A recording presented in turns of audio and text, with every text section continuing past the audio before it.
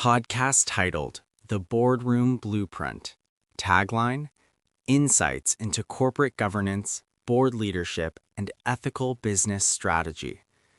Episode focus: Executive Accountability, Holding Management to Account Without Micromanagement. Welcome to the Boardroom Blueprint, your insight into corporate governance, board leadership, and ethical business strategy.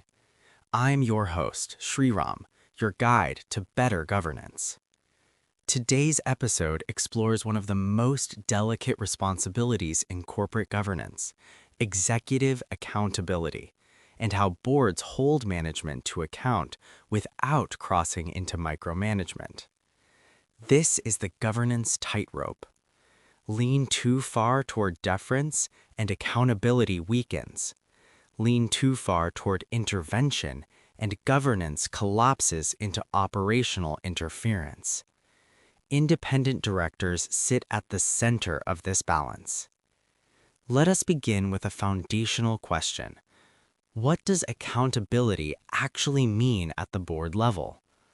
Accountability is not about criticism, it is not about confrontation, and it is certainly not about second-guessing every management decision. At its core, accountability means clarity of expectations, transparency of performance, and consequences aligned with outcomes. Boards set direction. Management executes. The board then evaluates whether execution aligns with strategy, risk appetite, culture, and long-term value creation.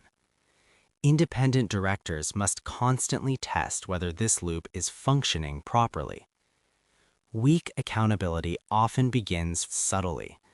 Warning signs include performance discussions dominated by external excuses, repeated underperformance reframed as temporary setbacks, board materials emphasizing activity rather than outcomes, limited challenge from within the executive team, discomfort in discussing leadership capability or succession.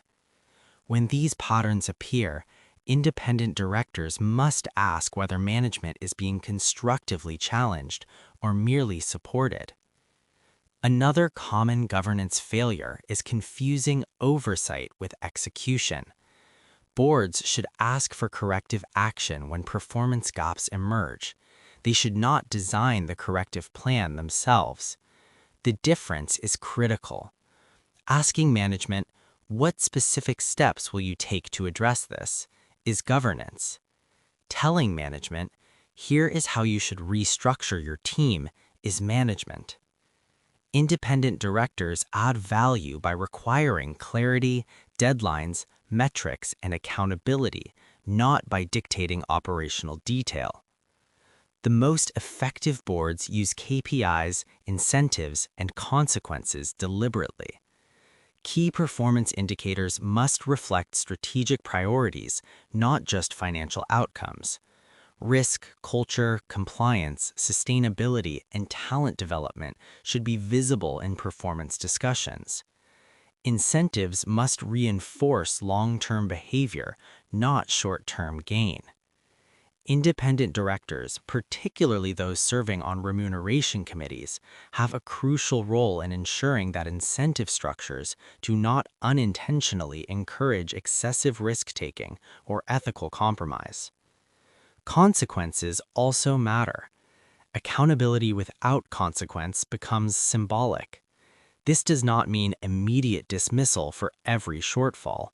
It means proportional response, whether through revised targets, compensation adjustments, leadership changes, or intensified oversight. Boards sometimes hesitate to act, especially when a CEO has delivered historical success. Past performance can create loyalty bias. Strong personalities can intimidate quieter board members. Market pressure can discourage leadership changes during volatility. Yet, failure to act when accountability demands it can have compounding effects. History shows that governance breakdowns are rarely caused by one dramatic decision. They're often the result of tolerated underperformance, delayed intervention, and reluctance to confront uncomfortable realities. Independent directors must remain alert to these dynamics. Courage in governance is not theatrical.